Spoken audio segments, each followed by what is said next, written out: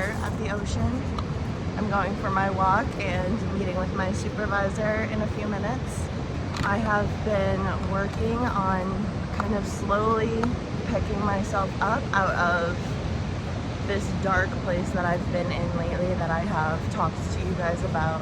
And like I mentioned before, part of that has included being consistent about the wellness routines I do that keep me feeling really good and grounded and alive.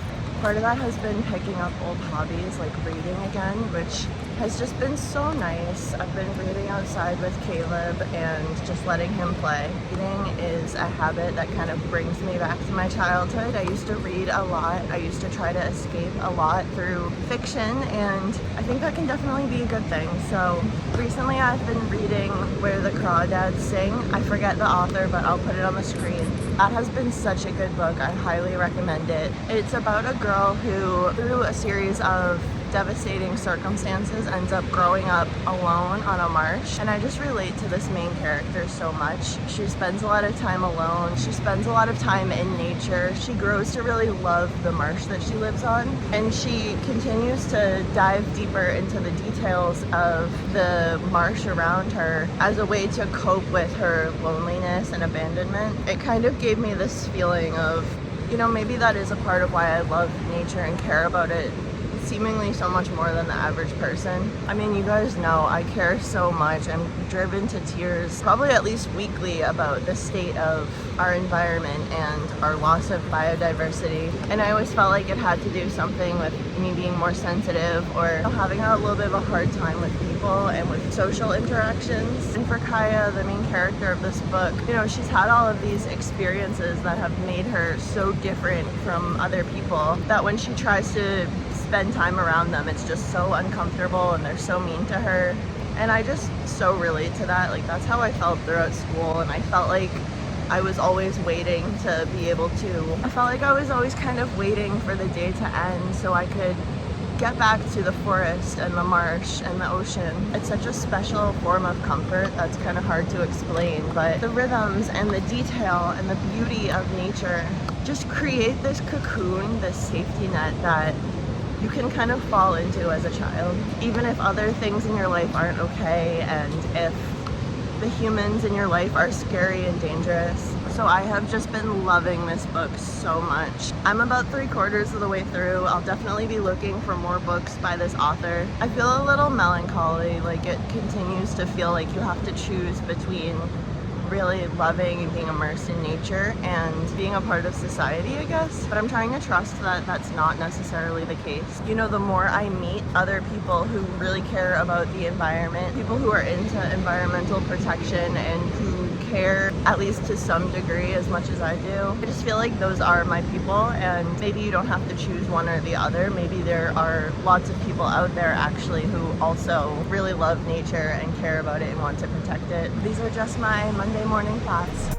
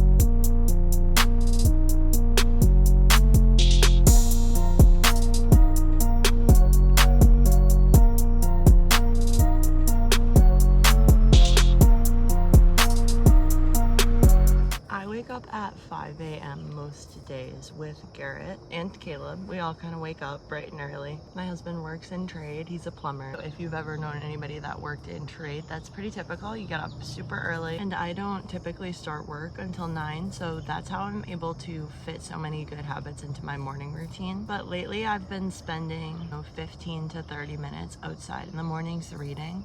And it has been just so pleasant to sit out here, hear all the sounds of nature and animals waking up around me. We just about always hear from the crows and have them stop by and pop onto our shed like I showed in the last video. That's where I feed them, so they always go sniffing around. And so just hearing and feeling everything around me, like the air is cool, it's just so nice. Sometimes when I'm out here, especially early in the morning, I can smell the ocean breeze. It comes in. It's been a great way to continue to start my day and a great thing to add into my morning. So it's about 6:10 out here right now. I'm gonna read for like 15 more minutes and then we're gonna head off to drop Caleb at Grammy's house. I'm reading It Ends With Us.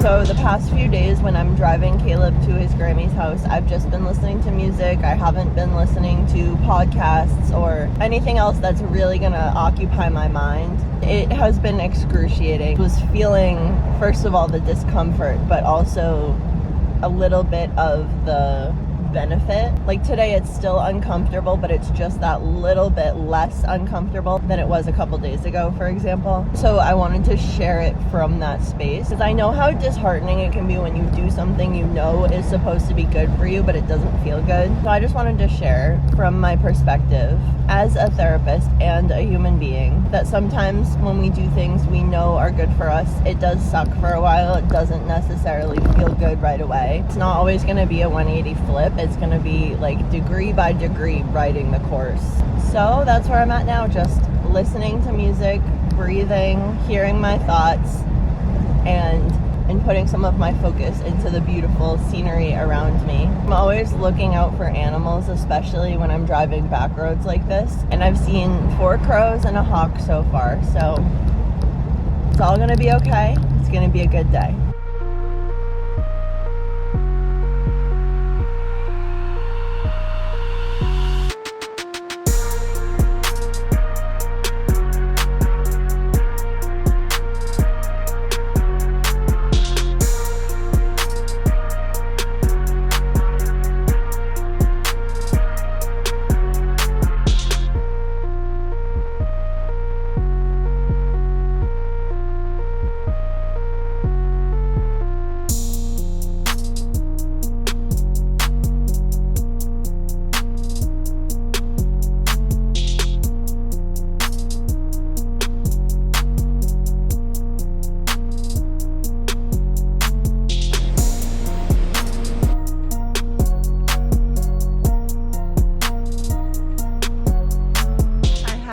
Two missions for today's beach walk: to feed that old smoked fish to the gulls and to collect some rocks for Caleb's birthday party. I'm so happy to see the ocean. It feels like greeting an old friend. Just noticing all of the differences day in and day out. The way that the tide shifts, the way that the sand changes and different tracks are on it each day. Different things washed up to shore. Different sky and sun and atmosphere. I just love it here. I really hate wasting food, so old fish go to the gulls, old meat goes to the crows, and old compost goes to the forest.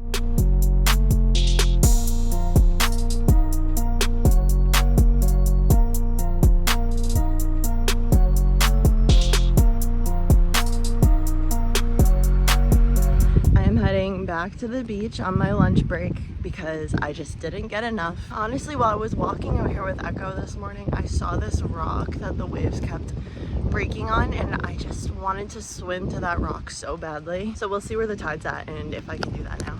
No, the tide is high. This is much higher than it was this morning. I didn't look at the tide schedule at all before coming out here, but that's okay.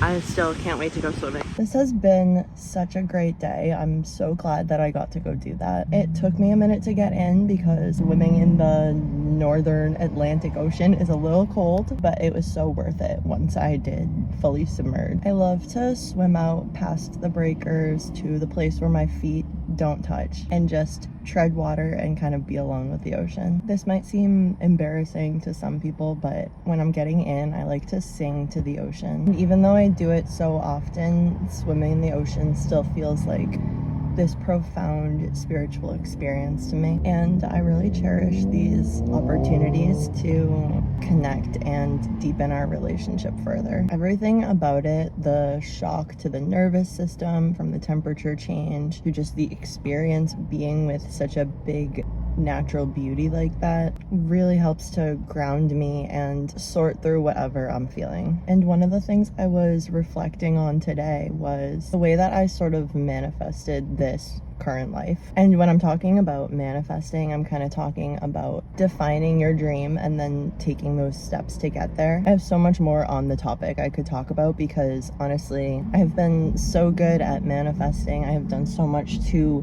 imagine things and then bring them into reality in my life. And I try to take a moment once in a while to really recognize just how far I've come on some of those goals. So while I was out there on the water, it kind of hit me when I used to dream about the life that I'm currently living. I remember saying things to myself like, I want to be the type of person who works out regularly at the beach and who goes to the ocean on their lunch break.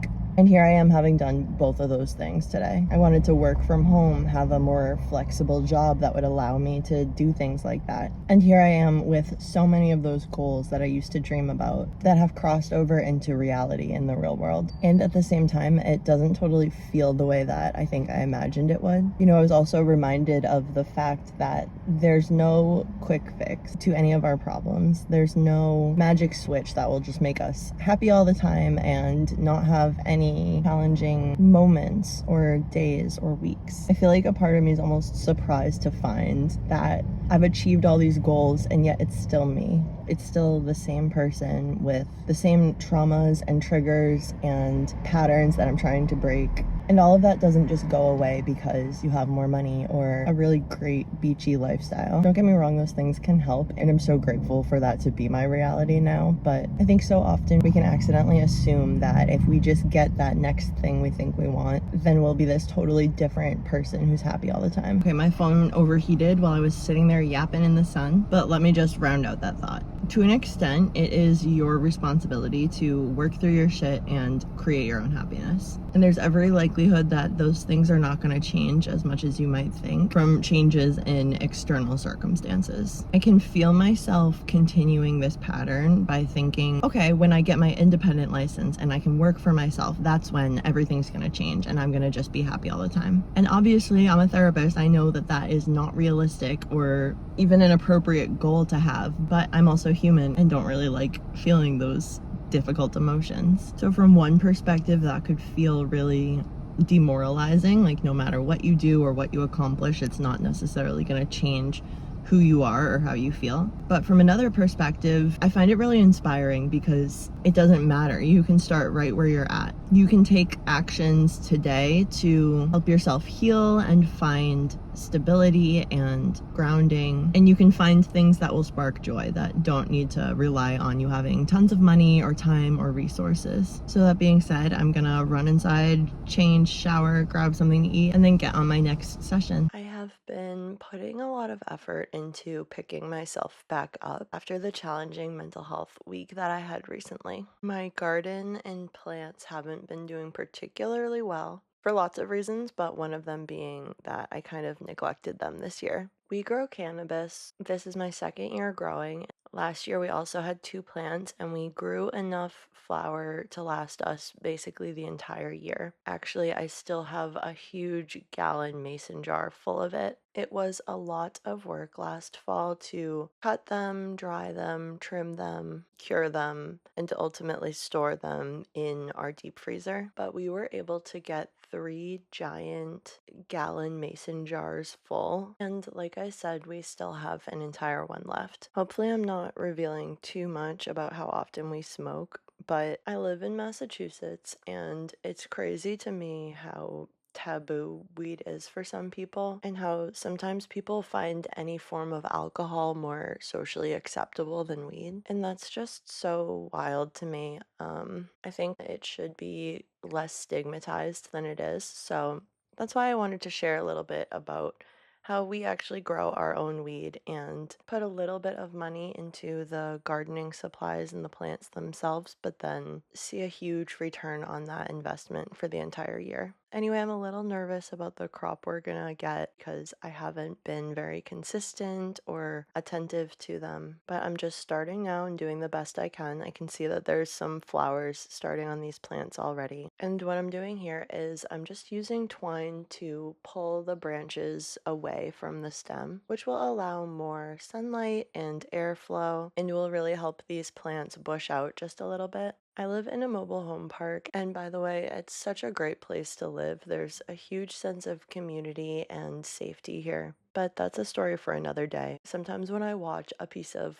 media like Trailer Park Boys, it really hits close to home. And one thing that I totally related to from that show was the cannabis growing skills people sometimes have in places like this. So many of my neighbors grow weed and they're so good at it. They're constantly giving me pointers. And I know that these plants are suffering and not where they should be because I can see that my neighbors all have much bushier, more advanced plants at this stage. But again, that's okay. This is just me working with my own brain and my own way of doing things and my own mental health. I'll definitely have weeks on to things and weeks off of things. You might even notice that with the way that I upload content. I have times where I get really into it and times where I completely drop off. I used to really fight that about myself and get very frustrated, but I've learned that while it's great to try to set up structure and routines for myself, there's also some value in adaptability and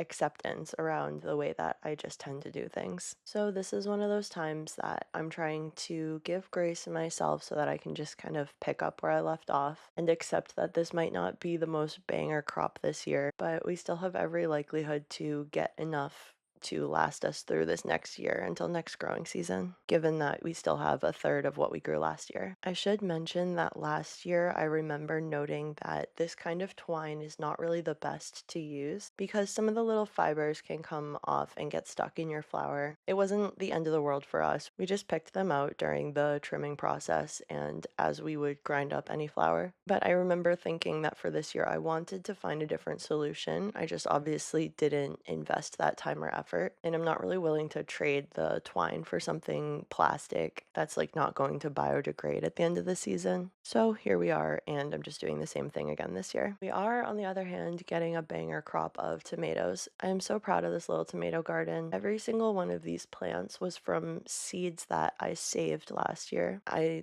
researched how you save tomato seeds, which is a special way. I'm gonna have to look it up again this year, but you have to kind of ferment the seeds first. And so I was so excited that that process actually worked and that we have all these tomato plants. And I'm not sure if you can tell here, but by the time I'm recording this voiceover, every single one of these plants is growing at least one tomato. So I'm really excited. I'm hoping this will be the year I learn to can. And I'll probably bring you along for that journey. So don't forget to subscribe.